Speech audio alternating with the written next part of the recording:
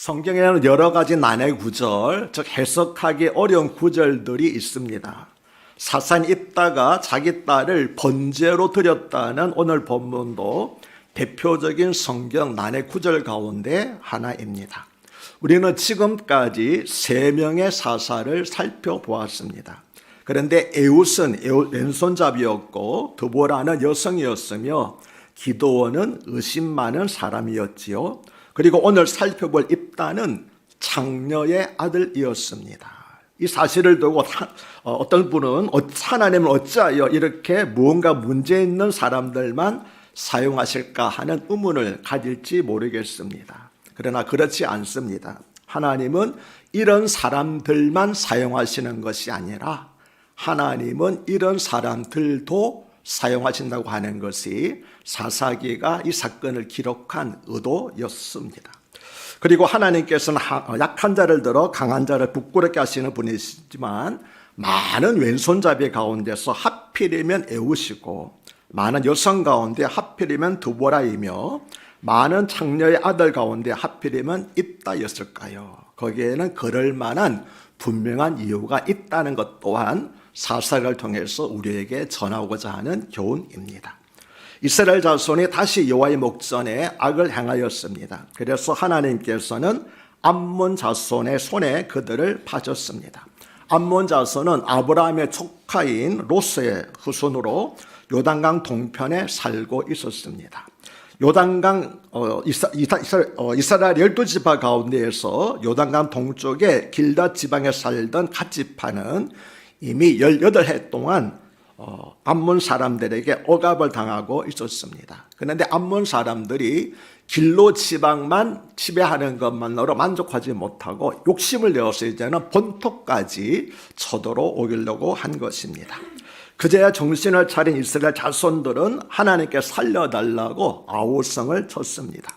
그러나 하나님께서는 너희는 나를 저버리고 다른 신들을 섬겼지 않았느냐? 그런데 어찌하여 내가 이제 너희를 다시 건져주겠느냐? 너희가 선택한 신들에게 가서나 부르짖어 보아라. 너희가 옳은 일을 당할 때 그 신들이 너희를 살려주어야 당연하지 않겠느냐라고 오히려 하나님께서는 퉁명스럽게 대답을 하셨습니다. 그리고 이 말씀을 들은 이스라엘 자손은 하나님 우리가 죽을 죄를 지었습니다.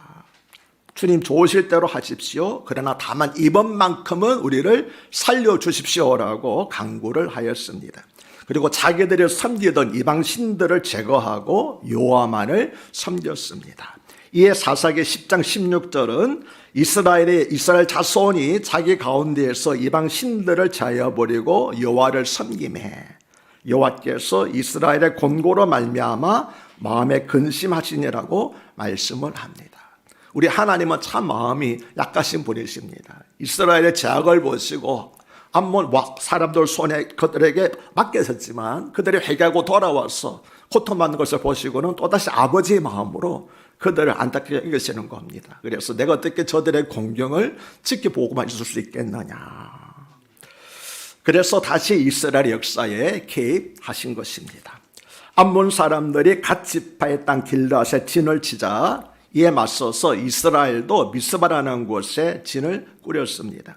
이스라엘의 전쟁을 벌일 때에는 나름대로 한 가지 원칙이 있었습니다. 그것은 한 지파가 공경에 처해서 전쟁을 치를 때에는 이스라엘 나머지 지파들도 반드시 가서 도와야 된다는 것이었고, 그런데 그 지파가 있는 곳의 치료와 지형은 그 지파가 가장 잘 알고 있기 때문에 그 전쟁에서 지휘관으로 앞장서는 것은 도움을 요청한 그 지파 사람 가운데서 지휘자를 세우는 것이 한 가지 원칙이었습니다. 그런데 갓 지파와 길앗 사람 중에서는 아무도 이 전쟁에 앞서겠다는 지휘자가 되겠다고 나서는 사람이 없었던 것입니다.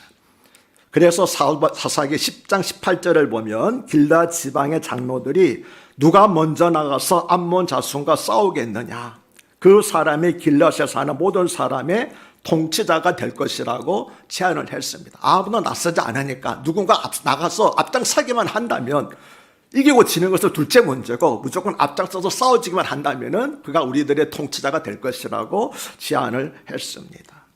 그 당시에 길앗 땅은 입다 바로 앞에 사사였던 야엘의 아들들이 30개의 성읍을 나누어 다스리고 있었습니다.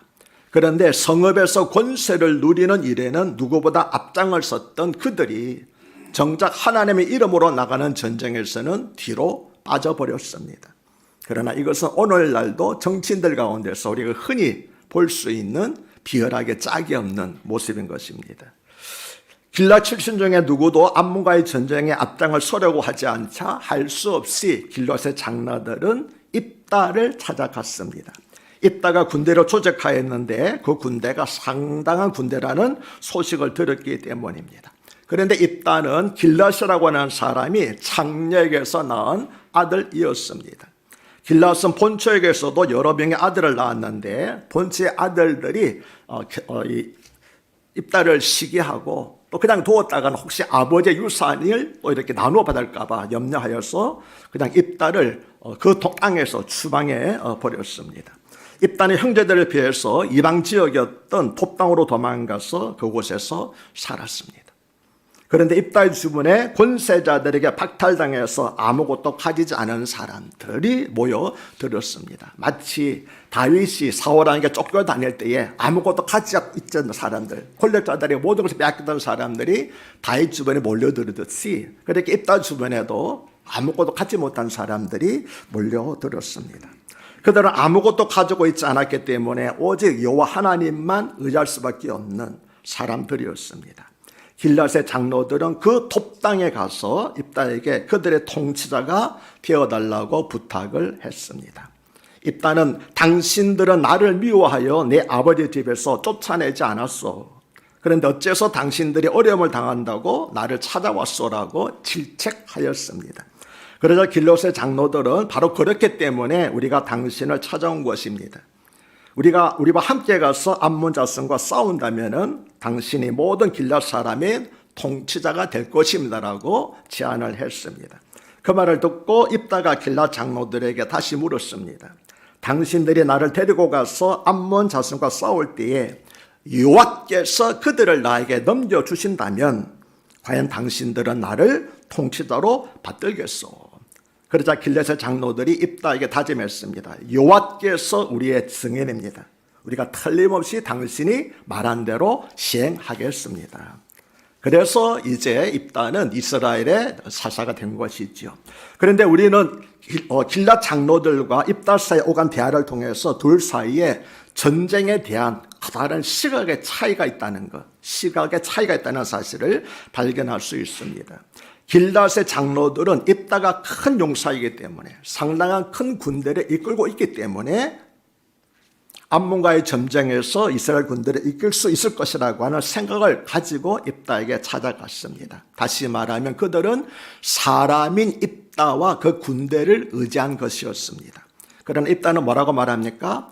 여호와 하나님께서 나를 이기게 하셔서 암몬 사람들을 나의 손에 넘겨주신다면 그렇게 말을 하였습니다. 다시 말하면 입다는 여호와 하나님께서 전쟁에서 이기게 하시고 그들을 자기의 손에 넘겨주신다고 하는 믿음을 가지고 있었습니다. 비록 생활한 밑바닥 인생으로 살아왔을지라도 그 입다의 마음 중심에는 누가 계셨습니까? 하나님이 계셨던 것입니다. 이것이 바로 하나님께서 입다를 이스라엘의 사사로 세우신 이유입니다. 하나님께 입다의 태생과 출신, 기생의 아들, 창녀의 아들이라고 하는 것은 아무런 문제가 되지 않았습니다. 오직 어떤 시각과 어떤 신앙을 가지고 있는 것만이 문제가 되었습니다. 야엘과 길앗의 아들들처럼 아무리 적법한 결혼관계에서 태어난 아들들이라 할지라도 여호와 하나님의 전쟁의 주인이시고 그분이 싸우신다는 믿음이 없다면 하나님을 쓰시는 사람이 될 수 없습니다. 그들은 자기들에게 주어진 권력과 경제력을 지키기에 급급했습니다. 그런 점에서 그들은 사람을 의지하고 모략을 의지하는 이방인과 다를 바가 없기 때문에 하나님은 결코 그런 사람들은 쓰시지 않는 것입니다. 그러나 아무것도 가진 것이 없기 때문에 오직 여호와 하나님만 의지할 수밖에 없는 입다는 달랐습니다. 입다는 전쟁은 여호와께 달렸다는 믿음을 굳게 굳게 가지고 있었습니다. 어제 전쟁 뿐이겠습니까? 우리의 모든 삶이 하나님께 달려있는 줄로 믿습니다. 살고 죽고 흥하고 망하는 것이 다 하나님의 손에, 주권자이신 하나님의 손에 달려있는 것입니다. 전쟁은 여호와께 속하였다라고 하는 이러한 입다의 믿음은 사무엘상 17장 47절에서 다윗이 골리앗과 싸우러 나가면서 전쟁은 여호와께 속한 것인즉 그가 너희를 우리 손에 넘겨시리라고 고백한 믿음과 같은 믿음이었던 것입니다. 입다라는 이름의 뜻은 그가 열 것이다라고 하는 그런 뜻을 가지고 있습니다. 이 이름도 다른 사사들의 이름처럼 영적인 의미를 가지고 있습니다. 그 이름처럼 입다는 자신의 출생이나 신분과 관계없이 누구든지 이스라엘 백성으로서의 정체성을 가지고 여호와 하나님을 섬기고 따른다면 어떤 사람이든지 누구든지 다 사사가 될 수 있다고 하는 새 시대를 열었기 때문입니다. 그래서 입다의 이름의 뜻이 그가 열 것이다. 새로운 시대. 어떤 시대요? 혈연과 전통이 아니라 신분이 아니라 오직 하나님을 의지하는 그런 신앙을 가진 사람을 하나님께서 쓰신다고 하는 새로운 시대를 열었습니다.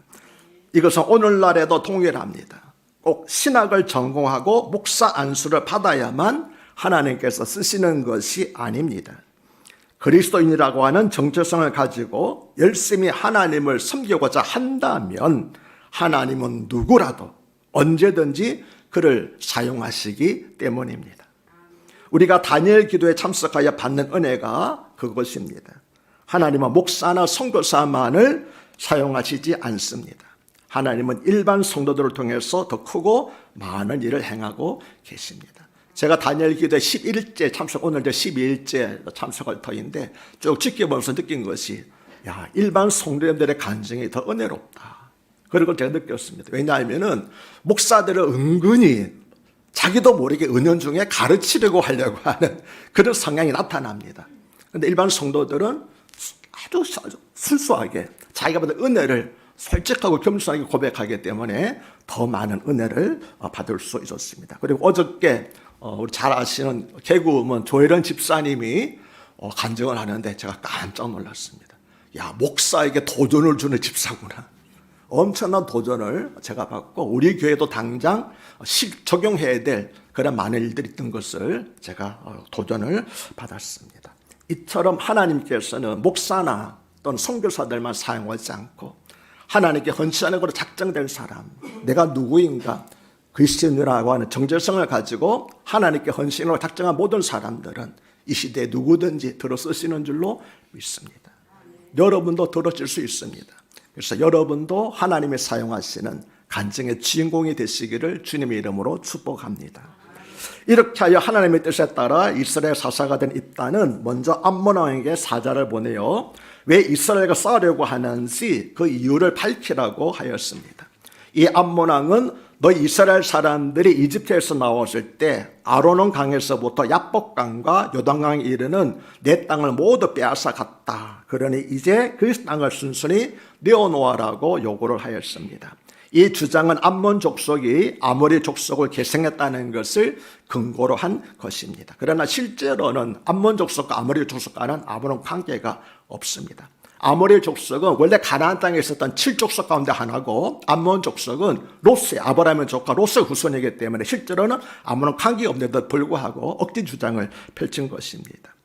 그러자 입다는 이스라엘의 그 땅을 차지한 것은 여호와 하나님께서 주셨기 때문이라고 변론을 하였습니다. 그는 먼저 이스라엘은 언제나 다른 민족을 침략한 적이 없음을 강조했습니다. 이스라엘은 일찍이 광야를 통과하던 때에도 에돔에게나 모압에게나 화평스럽게 행했습니다. 아모리 사람들과도 전쟁하기를 원치 않았지만 그들이 먼저 공격해 왔습니다. 그러므로 전쟁의 책임은 아모리 사람들에게 있었습니다. 그래서 하나님께서 이스라엘로 하여금 전쟁하여 아모리 사람의 땅, 즉 아르논에서 야복, 요단까지를 취하도록 해주셨습니다. 따라서 결국 그 땅은 암몬 족속의 소유가 아니라 이스라엘의 소유라고 역사적인 근거를 들어서 반박을 하였습니다. 여러분 아십니까? 이것은 최근 이스라엘과 아랍 국가들과의 전쟁도 마찬가지입니다. 여러분들이 조금이라도 역사를 아신다면 이스라엘의 주변 아랍 국가들의 땅을 침략한 적은 한 번도 없습니다. 이스라엘은 지중해 변에 조그만 땅을 허락받았습니다. 그것을 그들은 살기로 작정을 했습니다. 조그만 땅이지만 그것을 옥토로 가꾸기로 작정을 했습니다. 그런데 아랍 국가들이 그 조그만 땅도 내주기를 싫어해가지고 몇 차례에 걸쳐서 연합군을 결성해가지고 이스라엘을 지중해로 몰아내려고, 그들이 큰 군대를 가지고 몰아내게 되면 이스라엘 지중해를 빠질 수 없겠다고 생각을 해서 여러 차례 전쟁을 일으켰는데, 그때마다 오히려 뭡니까? 이스라엘에게 영토를 빼앗겼습니다. 그래서 지금 이스라엘 된 것이지 이스라엘을 먼저 침략한 적은 한 번도 없습니다. 성경 역사도 그렇고 지금 역사도 그렇습니다. 주변 나라들이 이스라엘을 공격하였고 이스라엘을 방어하면서 도리어 영토로 확장해 나간 것이지 먼저 선적을 한 것이 없다라고, 그래서 이 땅은 이 사실을 주장을 한 것인데, 오늘날도 많은 분들이 이 사실을 오해하고 있습니다. 이스라엘의 중동 사람들의 땅을 차지했다 아닙니다. 조금 더 역사 아시는 분들은 그거 아니라 갈 겁니다. 중동 연합국가들이 먼저 그만한 조그만 땅까지도 안 주려고 왔다가 도리어 땅을 뺏긴 그런 일들을 우리는 분명히 알아야 할 것입니다. 이 땅은 마지막으로 이렇게 선언을 하였습니다. 우리 사사기 11장 23절과 24절을 함께 읽겠습니다. 함께 읽습니다. 이스라엘 하나님 여호와께서 이같이 아모리 족속을 자기 백성 이스라엘 앞에서 쫓아내셨거늘 내가 그 땅을 얻고자 하는 것이 옳으냐? 내 신 그모소가 내게 주어 차지한 것을 내가 차지하지 않겠느냐? 우리 하나님 여호와께서 우리 앞에서 어떤 사람이든지 쫓아냈으면 그것을 우리가 차지하리라. 아멘. 이 말은 일찍이 가데스 바네아에서 우리가 잘 아는 요셉과 갈렙이 한 말을 떠올리게 합니다. 뭐라고 말했습니까? 이 땅을 하나님께서 우리에게 주시면 우리가 반드시 이 땅을 차지하리라. 12명의 정탐꾼 가운데 3명 첫까지 돌아와가지고 뭐라고 그럽니까? 일병 말하기를 우리가 들어가면 다 맞아 죽는다, 올라가면 안 된다고 그럴 때 요셉 갈렙이 뭐라고 그럽니까? 여호와 하나님께서 이 땅을 우리에게 주시면 우리가 반드시 그 땅을 차지할 것이다. 이 땅과 꼭 같은 말을 하고 있잖아요. 하나님이 주시면 우리가 차지할 것이다. 아멘이십니까? 우리도 마찬가지입니다. 여러분 아무것도 가진 것이 없습니까?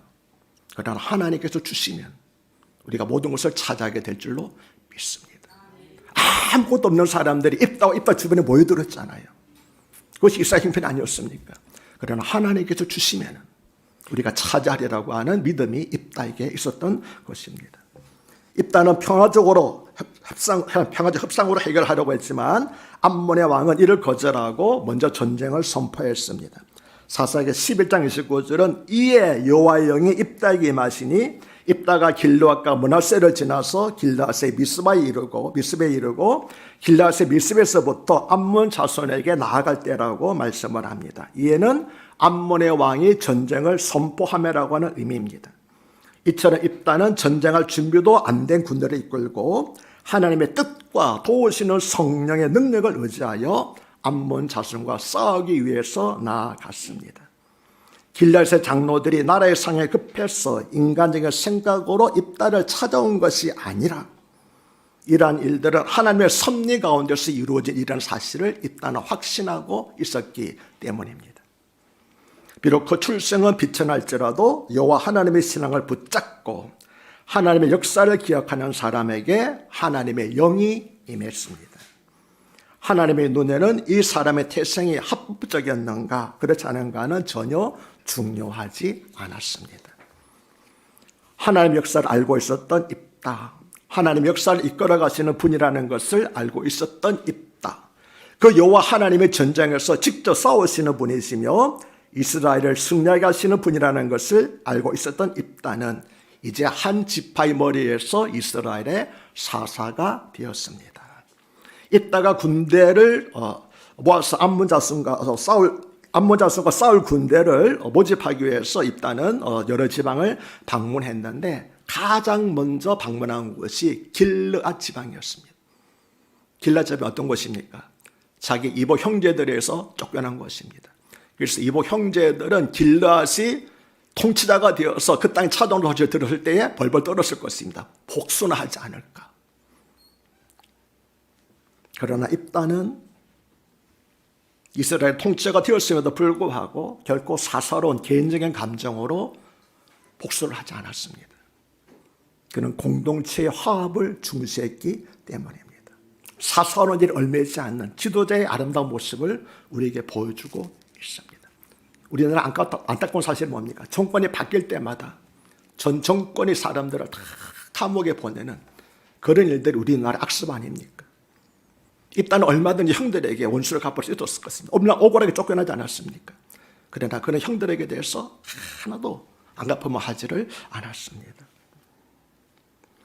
사랑하는 여러분, 나를 모욕하고 배척한 사람들에 대한 최대의 복수는 하나님의 은혜로 내가 그들보다 더 잘 되는 것입니다. 아멘이십니까?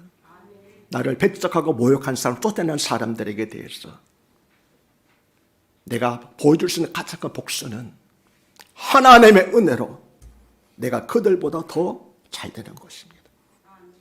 굳이 복수할 필요가 없습니다. 하나님 바라보십시오. 하나님, 내 억울함을 아시지요.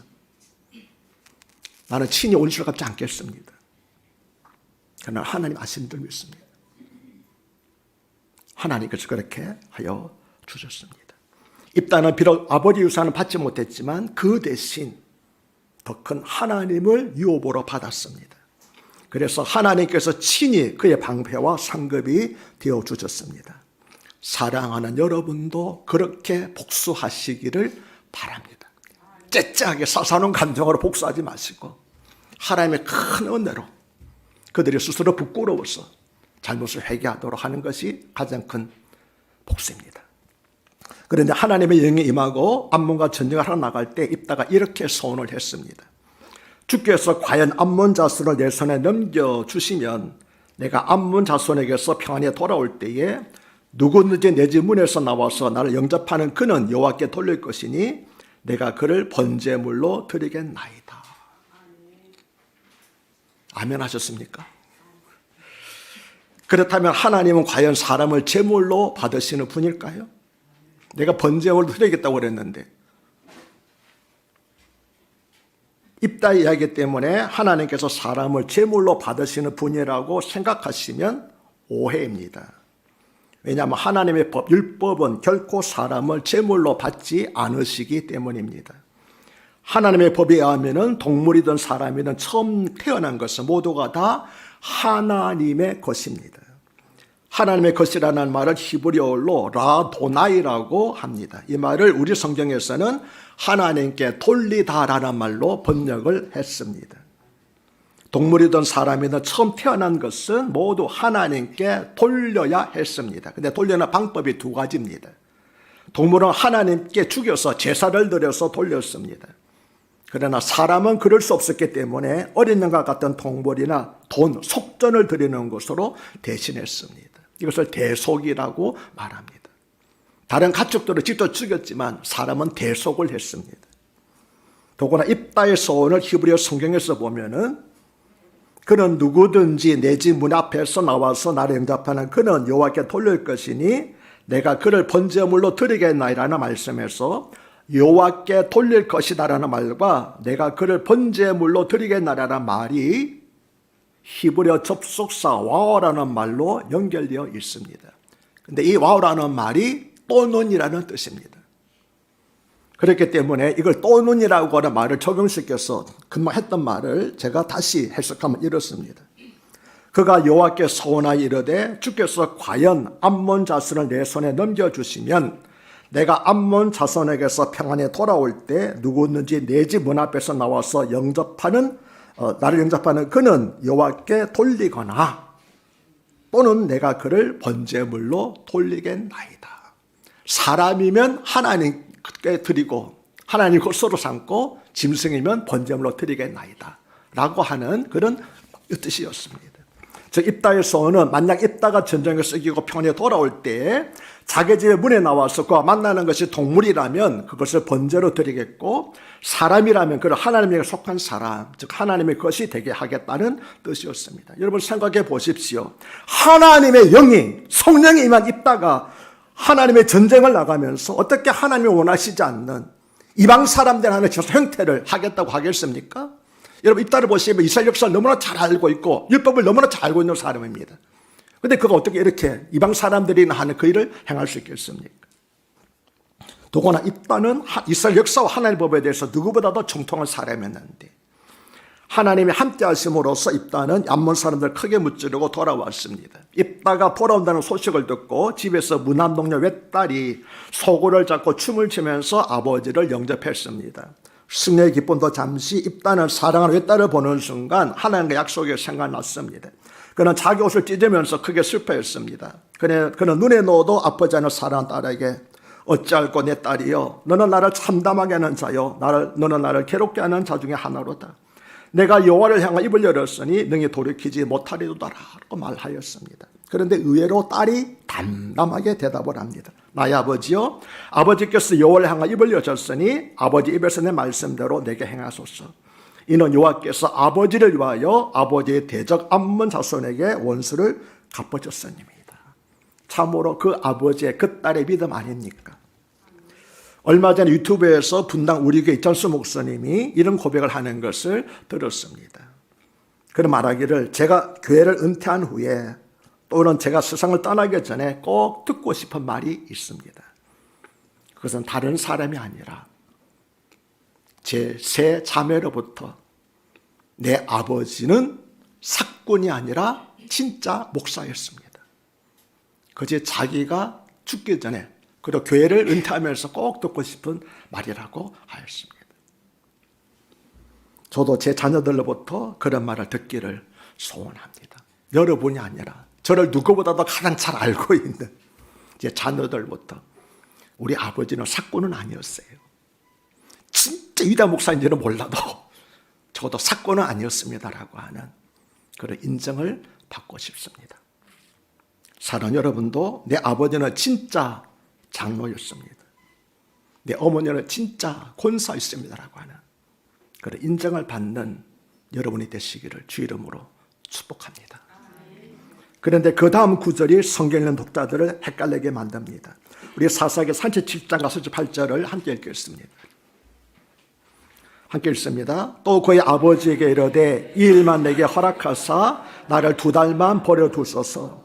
내가 내 여자친구들과 산에 가서 나의 처녀로 죽음을 인하여 애곡하겠나이다 하니 그가 이르되 가라 하고 2달을 기한하고 그를 보내니 그가 그 여자친구들과 가서 산 위에서 처녀로 죽음을 인하여 애곡하고.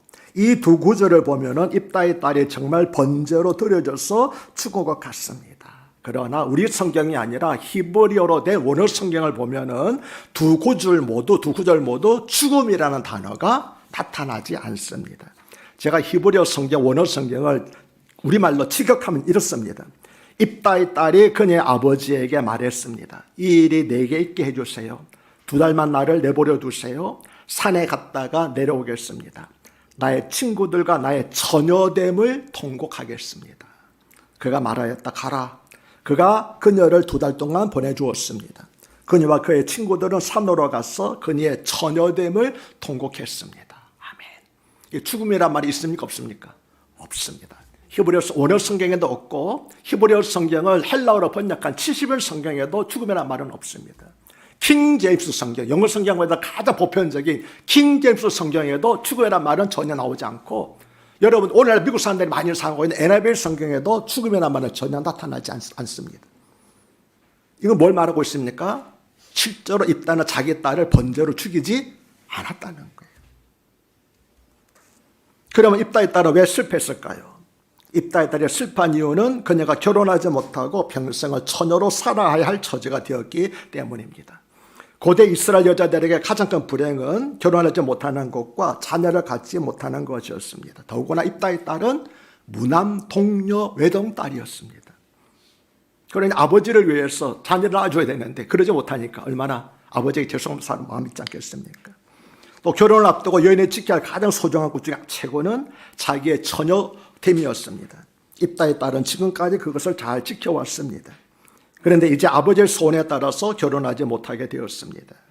그리고 자기가 그 나이가 되도록 지켜왔던 자신의 순결을 증명할 방법도 없어졌습니다. 그래서 입다의 딸은 일반적인 이스라엘 여자로서 누릴 삶도 박탈당하고 자기의 순결함과 신실함을 보여주는 처녀성도 증명할 수 없게 된 것입니다. 입다의 딸은 그것을 실패한 것입니다. 이 이야기에 대해서 중세 랍비들은 입다의 딸이 평생 결혼하지 않고 성막의 봉사자로 드려졌다고 해석을 하고 있습니다.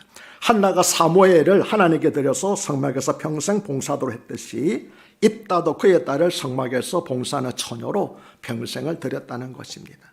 그리고 39절과 40절에서 말하는 이스라엘 딸들이 해마다 가서 길앗 사람 입다의 딸을 위하여 나흘씩 애곡하는 이스라엘 관습은 결혼하지 않고 평생을 성막에서 일하는 여인들에 대한 존경 어린 애곡의 전통이라고 설명을 합니다. 특히 애곡이라고 번역된 히브리어가 타나인데 이 말에는 물론 소리내어 슬피 운다는 말도 있지만 찬양한다, 찬송한다 하고 하는 그런 뜻도, 기념한다는 뜻도 포함되어 있습니다. 이러한 종교 문화적인 측면을 안다면 우리의 성경에서 처녀로 죽음을 인하여, 다시 말하면 번제로 드리는 것이 아니라 평생 처녀로 살다가 죽게 됨을 인하여 실패했다고 하는 말이 이해가 되는 것입니다. 그러나 잊지 말아야 가장 중요한 사실은 입다가 결코 딸을 번제로 드려서 죽이지 않았다는 것과 하나님은 사람을 죽여서 드리는 제사를 결코 받으시는 분이 아니라는 것입니다. 왜 그렇습니까? 우리 하나님은 신실하신 분이시고 거룩하신 분이시고 자비로운 분이시기 때문입니다. 오늘날도 마찬가지입니다. 하나님께서 우리에게 상식에 어긋나는 무리한 일들을 결코 요구하지 않았습니다. 우리가 이 말을 오해하고 있기 때문에 입다가 자기 딸을 번제로 드렸다라고 잘못 알고 있기 때문에 하나님에 대해서 오해하고 있습니다. 우리 하나님이 결코 그런 분이 아니라는 것. 오늘 말씀을 통해서 하나님께 우리에게 무엇을 권하고 계실까요? 비록 우리 신분이 미천한다 할지라도, 내가 가진 것이 없다 할지라도, 내가 하나님만 소유한다면, 하나님만 의지한다면 하나님은 오늘 우리들도 입다처럼 위대하게 사용하신다는 사실입니다. 부모가 문제가 아닙니다. 내 학력과 경력이 문제가 아닙니다. 우리에게 하나님이 없는 것이 가장 큰 문제입니다. 우리 하나님이 계실 때 전쟁은 여호와께 속하였으니 그 하나님께서 나를 아몬 사람의 손에 넘겨주시리라. 우리 하나님 우리 함께 하실 때 하나님께서 우리의 삶에 큰 승리를 주실 줄로 믿습니다.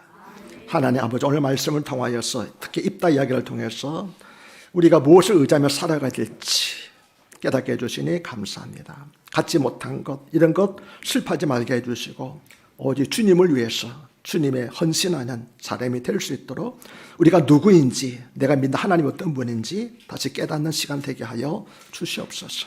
예수님을 받들어 간곡히 기도드립나이다. 아멘.